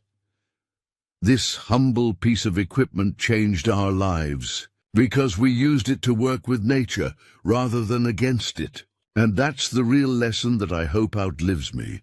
Our greatest innovations won't come from dominating the natural world, but from becoming better students of its wisdom. When Jacob finished speaking, the silence was profound. Then, slowly, the applause began, building to a thunderous ovation that seemed to roll across the farm like summer rain. Later that evening, as most delegates returned to their hotels in nearby towns, a small group gathered on the Henderson farmhouse porch. Jacob, Richard, Maya, and a handful of the world's most influential agricultural thinkers. The conversation flowed as easily as the local whiskey they shared, jumping from soil microbiology to indigenous irrigation techniques, from climate adaptation to the future of food security. As midnight approached, the discussion turned to what many considered the most remarkable aspect of the Henderson legacy, its unplanned nature. No one could have predicted that a simple act of agricultural self-defense would launch a global movement that preserved farming traditions while advancing agricultural science. That's always been the beauty of it, said Professor Lin Chen from Beijing Agricultural University, a descendant of Melissa Chen, whose family had maintained ties with the Hendersons across generations. The solution wasn't imposed from above, it emerged organically from a specific place and problem. That's why it's been so adaptable to different contexts worldwide. Jacob nodded, taking a slow sip of his whiskey as he gazed out over fields, now silvered by moonlight. My father used to say that the best ideas are like seeds. They contain everything they need to grow if you plant them in the right soil. We just planted a simple idea. Work with the land, not against it.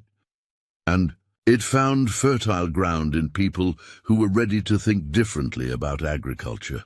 Richard, who had been quiet for much of the evening, leaned forward. What's remarkable to me is how something so local became so universal. Farmers in completely different environments with entirely different crops found something useful in a technique designed for Colorado hay fields. That's because it wasn't really about hay or irrigation, Maya interjected. It was about relationship.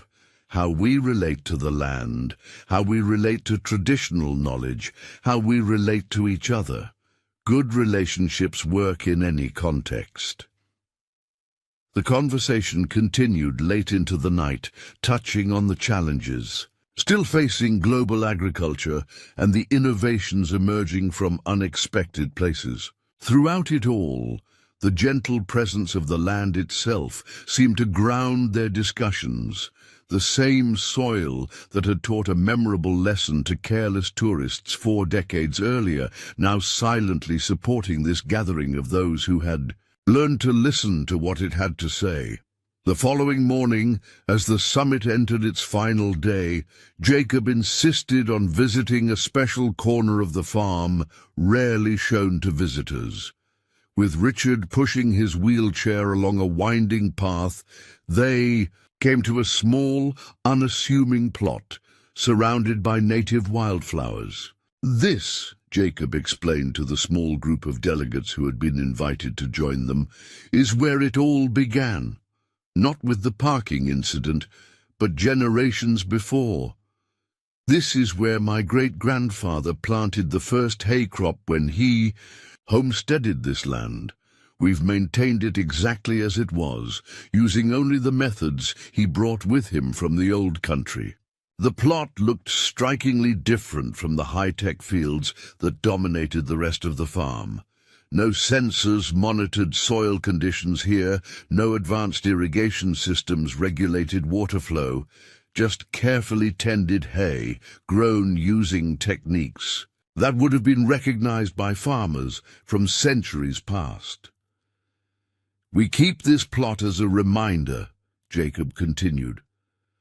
No matter how far our research takes us, no matter how sophisticated our technology becomes, everything we do is built on the foundation laid by farmers who understood the land through direct experience and careful observation. One of the delegates, an agronomist from Kenya, knelt to examine the soil. "This is remarkable," she said. "The soil structure here is perfect. You can feel the health in it." Jacob nodded. 7 generations of consistent care will do that. My father called this our wisdom plot, the place where we come when we need to remember the fundamentals. When I was trying to figure out how to solve our parking problem all those years ago, I came here to think. Something about seeing. This continuity cleared my mind and helped me see the solution that was already there. As the small group made their way back to the main summit facilities, they passed the Institute's most advanced research field, a testing ground for agricultural technologies so cutting-edge that many weren't yet public knowledge. The contrast with the wisdom plot they had just visited was striking. "Some people see these as opposites," Richard explained, noticing the delegates' reaction. "Traditional versus modern, past versus future. But we've always seen them as complementary. Our most advanced innovations work because they're grounded in time-tested principles. The summit's closing ceremonies took place that afternoon beneath Colorado's vast blue sky. As delegates prepared to return to their home countries, carrying with them new knowledge, new connections, and new possibilities, the Secretary-General made a final announcement.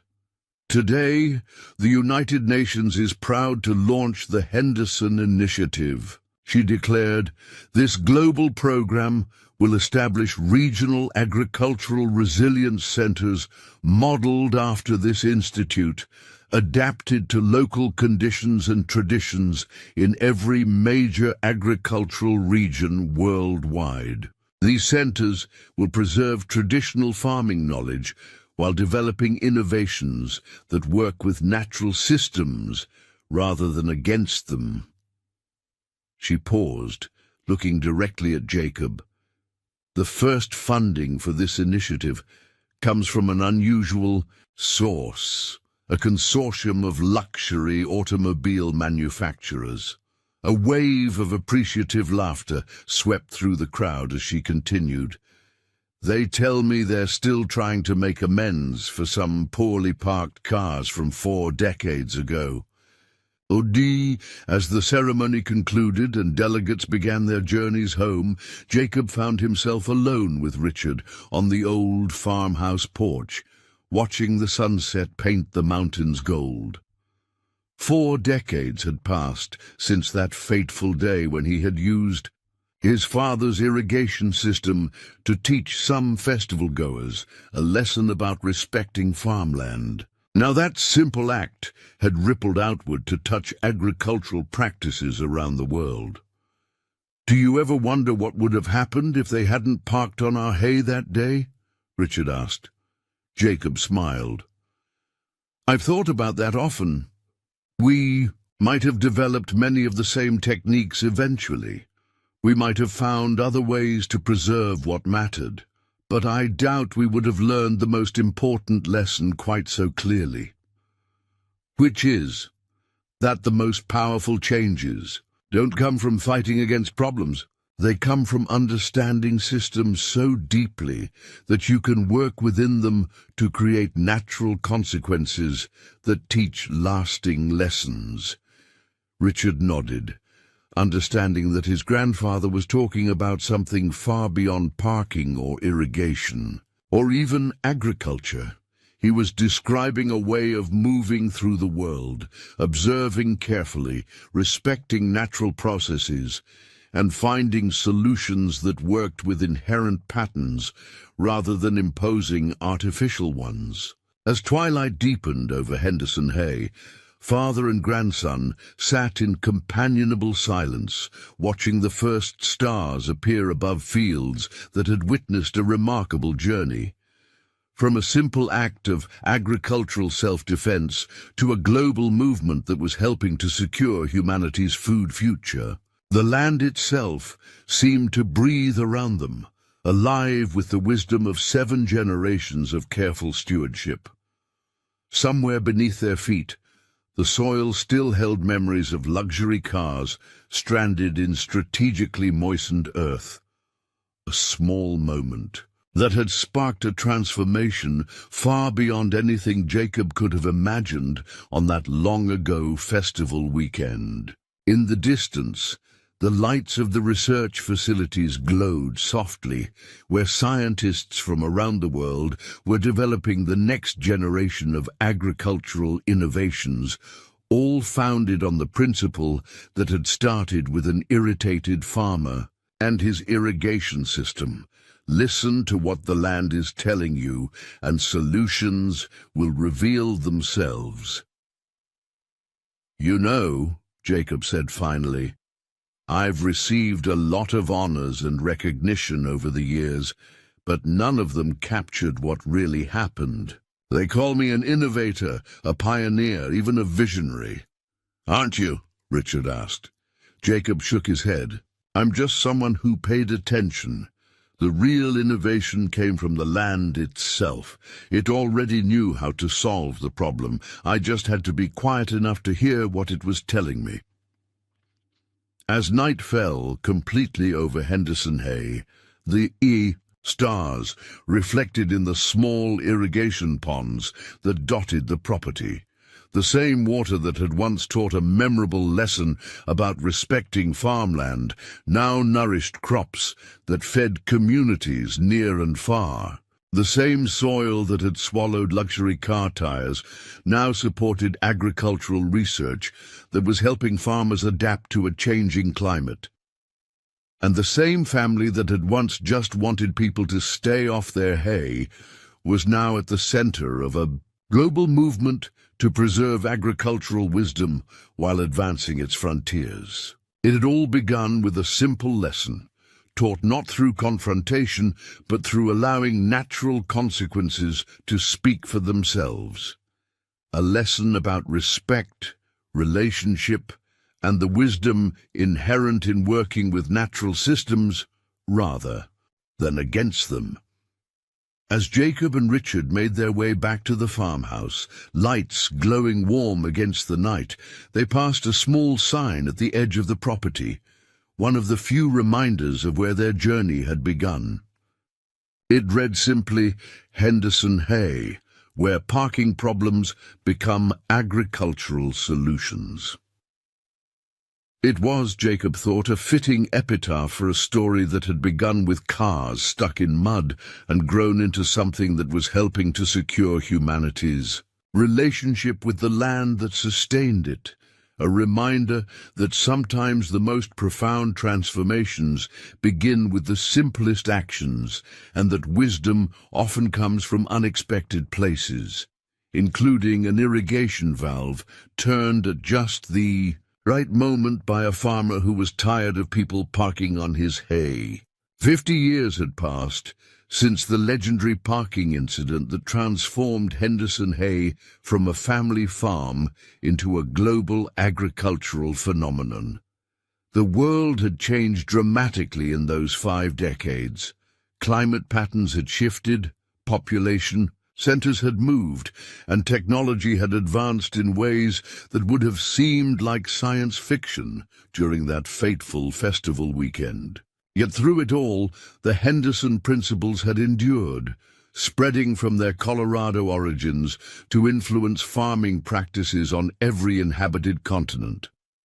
What began as a simple irrigation solution to a parking problem had evolved into one of the most influential agricultural philosophies of the 21st century. Now, on the golden anniversary of what historians called the irrigation incident, something unprecedented was happening at the Henderson Institute. 1,000 farmers from around the world had made pilgrimages to the birthplace of the agricultural movement that had transformed their lives and livelihoods. They came not as tourists or students, but as practitioners bringing their own innovations to share in a global exchange of agricultural wisdom. The event, officially called the Henderson Semi-Centennial Agricultural Convergence, had a more popular name among attendees: the parking lot. The irony wasn't lost on anyone, least of all on Richard Henderson, now in his 60s with silver streaking his hair, who had become the primary steward of his family's legacy after his grandfather, Jacob's passing 5 years earlier. "My grandfather would have loved this," Richard remarked to his daughter Ellie, the 6th generation of Hendersons to work this land, as they watched farmers from Mali demonstrate water conservation techniques they had developed by combining Henderson principles with traditional Dogon practices. He always said the best ideas would come when farmers from different traditions started learning from each other. Ellie, at 32, had already established herself as a formidable agricultural innovator. Her work on mycorrhizal networks, the fungal connections that allowed plants to communicate and share resources underground, had opened new frontiers in crop resilience. Yet, She carried her expertise with the same unpretentious practicality that had characterized Henderson's for generations. "What amazes me," she said, watching the demonstration, "is how everyone here has taken the same basic principle, working with natural systems rather than against them, and applied it in completely different ways, depending on their local conditions. It's like the same seed producing different plants in different soils." Around them, the Institute grounds had been transformed into a living exhibition of global agricultural adaptation. Japanese rice farmers demonstrated water management techniques that had evolved from studying the original Henderson irrigation system. Indigenous agriculturalists from the Amazon shared methods for increasing soil fertility using biochar created with modified Henderson principles. Australian ranchers explained how they had adapted the soil moisture manipulation approach to create natural animal movement patterns that prevented overgrazing. Each innovation bore the unmistakable Henderson imprint, a deep respect for natural processes, creative use of existing resources, and an understanding that the most effective solutions often came from careful observation rather than imposed technology. Yet each also reflected the unique cultural and ecological context from which it had emerged. The convergence extended beyond the Institute's traditional boundaries. Local residents, many of whom had grown up with the parking incident as part of their community's folklore, had opened their homes to visiting farmers. The Highfield Festival, still going strong after half a century, had redesigned its entire program to celebrate agricultural traditions from around the world. What had once been a tension between tourism and farming had evolved into a symbiotic relationship that strengthened both. As afternoon sunlight slanted across the demonstration fields, Richard found himself standing at the exact spot where his grandfather had adjusted the irrigation valves 50 years earlier, setting in motion events that would eventually touch lives around the world. Next to him stood Ibrahim al-Hashimi, a desert agriculture specialist, whose grandfather had been one of the first international students to study at Henderson after the incident gained global attention. "My grandfather told me stories about your grandfather," Ibrahim said, gazing across fields where cutting-edge agricultural experiments now grew alongside heritage crop varieties. He said Jacob Henderson was the first person who helped him understand that the desert wasn't an adversary to be conquered, but a teacher whose lessons could feed nations if we learned to listen. Richard nodded, remembering how his grandfather had always insisted that the land itself was the greatest teacher. Jacob would say the parking incident wasn't really his innovation at all. He was just paying attention to what the soil already knew. Their conversation was interrupted by the arrival of Dr. Amara Sen, Director General of the United Nations Global Food Security Alliance, who had come to make a historic announcement. As the assembled farmers gathered around the main pavilion, anticipation rippled through the crowd. 50 years ago, Dr. Sen began, her voice carrying across the suddenly quiet fields, a single act of agricultural creativity on this farm began a transformation that has helped humanity weather some of its greatest food security challenges.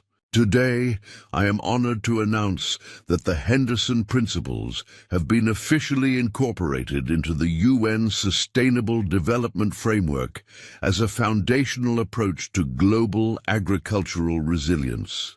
The crowd erupted in applause, but Dr. Sen wasn't finished. More significantly, the Henderson Institution for Indigenous and Traditional Agricultural Knowledge has been established, with centers on 6 continents dedicated to preserving and advancing the agricultural wisdom of cultures worldwide. As she continued outlining the initiative, Richard felt a hand on his shoulder. He turned to find Eduardo Vasquez, a Mexican sustainable agriculture pioneer whose family had been practicing chinampas farming, a sophisticated form of raised bed agriculture, for generations before discovering how perfectly it aligned with Henderson approaches. "Your family did something remarkable," Eduardo said quietly.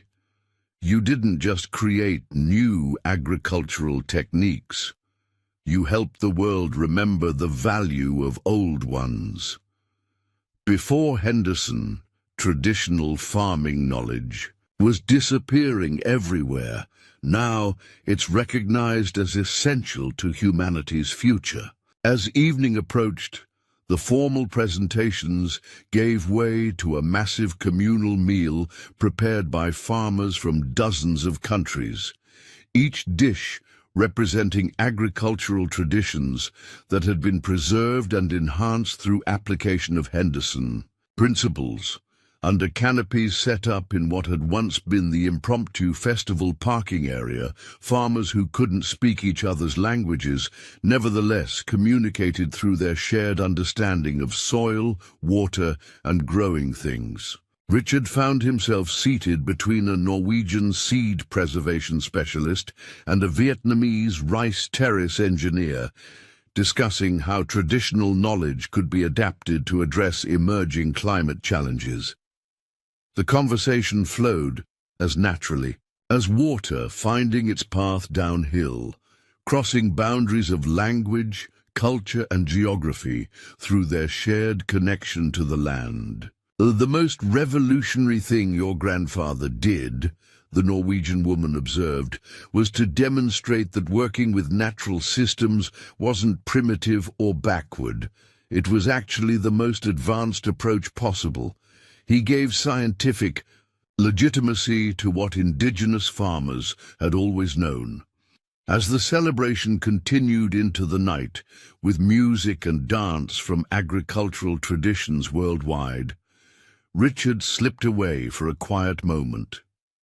He made his way to the small family cemetery, where Jacob and the earlier generations of Hendersons rested beneath the Colorado stars. At his grandfather's simple headstone, he placed a small jar containing soil samples sent by farmers from 50 countries, a tribute to how far the Henderson legacy had spread. "You would never believe what grew from your irrigation valve, Grandpa," he said softly to the night air. "Or maybe you would. You always did see further than the rest of us." The next morning, as dawn broke over the Rocky Mountains, Richard joined Ellie and a small group of the world's most innovative farmers for a private demonstration of the Institute's most advanced project, a comprehensive approach to agricultural resilience that integrated modern technology with traditional wisdom at unprecedented scales. The Living Landscape Initiative, as they called it, represented the culmination of 50 years of Henderson principles. Using a sophisticated network of sensors, satellite data, and artificial intelligence, it created a dynamic map of how water, nutrients, and energy moved through agricultural ecosystems. But unlike previous attempts at precision agriculture, this system didn't try to impose human control. Instead, it helped farmers better understand and work with natural patterns. The core innovation, Ellie explained to the assembled experts, is that we're not using technology to override natural systems, but to help us better perceive and participate in them. The AI doesn't tell farmers what to do. It helps translate what the land is already saying. As the visitors studied the living maps displaying everything from soil microbiome activity to mycorrhizal network communication between plant species, Richard couldn't help but reflect on the journey from that first irrigation intervention to this sophisticated integration of ancient wisdom and cutting-edge technology. My grandfather used to say that every farm tells a story if you know how to read it, he told the group. What we're doing now is simply creating better translation tools so the land's story can be understood more clearly. One of the visitors, a regenerative agriculture pioneer from Kenya, nodded thoughtfully. The beauty of the Henderson approach has always been that it doesn't impose a narrative on the land. It helps us become better listeners to the story the land is already telling. As the demonstration concluded, the conversation turned to the future of agriculture in a world facing unprecedented challenges: climate instability, soil degradation, water scarcity. The list of threats to global food security seemed overwhelming. Yet among this group of farmers who had embraced the Henderson principles, there was a remarkable absence of despair. "What gives me hope," said a permaculture designer from New Zealand, "is that we're finally asking the right questions. Instead of asking how we can force the land to produce more, we're asking how we can better align with natural systems that have sustained life for millennia." Richard nodded. "That's the real legacy of the parking incident, not any particular technique, but a fundamental shift in how we approach problems. My grandfather didn't try to build barriers or call authorities when people parked on his hay. He asked himself, how can I work with what's already here to create a natural consequence that teaches a lasting lesson?"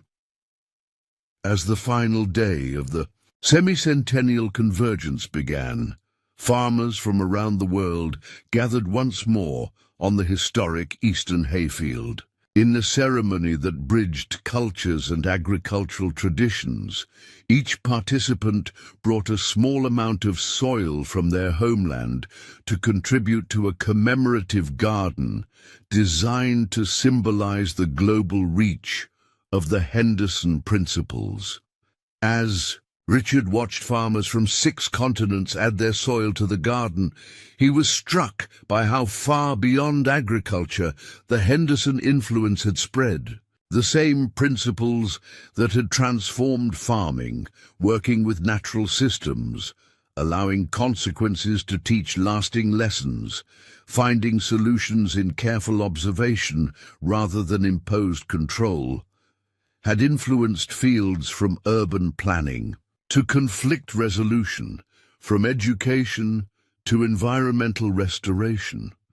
The garden's centerpiece was a sophisticated irrigation system that mirrored the one Jacob had used 50 years earlier, updated with modern materials but functioning on exactly the same principles. Water flowed through it not on a timed schedule, but in response to actual soil conditions, demonstrating the responsive approach to resource management that had become the Henderson hallmark.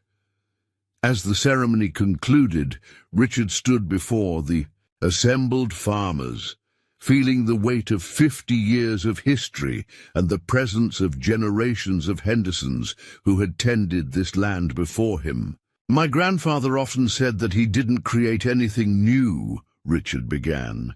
"He insisted that he simply noticed what was already there, the way water moved through soil, the way natural consequences could teach lasting lessons, the way solutions emerge when you work with systems rather than against them."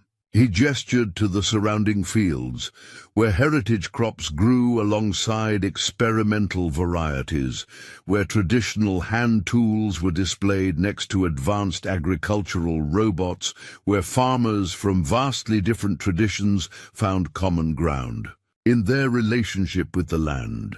What we celebrate today isn't just an agricultural approach, it's a way of being in the world. The parking incident may have begun with my grandfather's frustration, but it ended with a profound insight that wisdom often comes not from imposing our will, but from aligning ourselves with processes already in motion.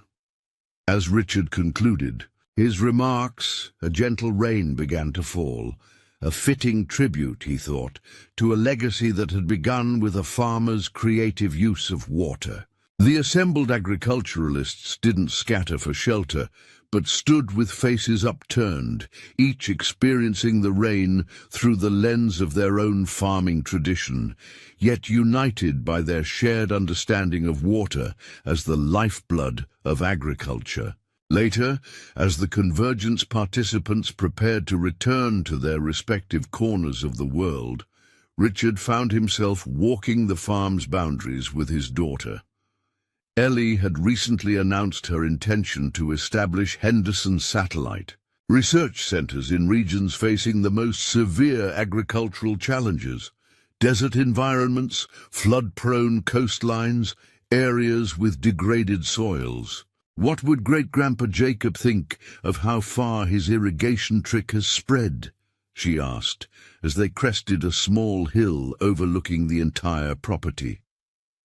Richard considered the question carefully. I think he'd be amused by the attention, but proud of the principles. He never sought to create a movement or establish a legacy. He just wanted to be a good steward of this land and help others do the same with theirs. As the sun began to set on the 50th anniversary of the parking incident, casting long shadows across fields that had witnessed a remarkable journey from local ingenuity to global influence, Richard reflected on the true meaning of the Henderson legacy. It wasn't found in the advanced research facilities or international recognition, but in something much simpler, a way of relating to the land that recognized its inherent wisdom and worked in partnership with natural systems, rather than attempting to dominate them. The parking incident that had started it all now seemed almost quaint in its simplicity, yet it contained the seed of everything that followed, the recognition that the most powerful solutions often come not from fighting against problems, but from understanding systems so deeply that creative interventions emerge naturally, like water finding its path downhill. As darkness fell over Henderson Hay, lights from the farewell celebration glowed warmly against the night sky. Farmers from around the world shared a final meal together, exchanging seeds, knowledge, and promises of continued collaboration. The next morning they would disperse to their respective homelands, carrying with them not just new techniques, but a renewed appreciation for agriculture as a bridge between human creativity and natural wisdom. In the quiet moments before joining the celebration, Richard and Ellie paused at the farm's original irrigation control station, now preserved as a historic landmark. The simple valve that Jacob had adjusted to create precisely moistened soil beneath unauthorized vehicles had been the unlikely beginning of a global agricultural renaissance that continued to unfold in ways no one could have predicted. The most powerful legacies, Richard said, tracing the weathered metal with his fingertips, are the ones that grow beyond their creators' imaginations. Great-Grandpa just wanted people to stop parking on his hay. He could never have envisioned how that simple act would ripple outward to touch lives around the world. Ellie nodded, her eyes reflecting the determination that had characterized Henderson's for generations. But the core insight remains the same. Listen to what the land is telling you, work with natural systems rather than against them, and allow consequences to teach lasting lessons. Together, They turned toward the lights of the celebration, where farmers from around the world were sharing the fruits of half a century of agricultural innovation sparked by one farmer's creative solution to a parking problem.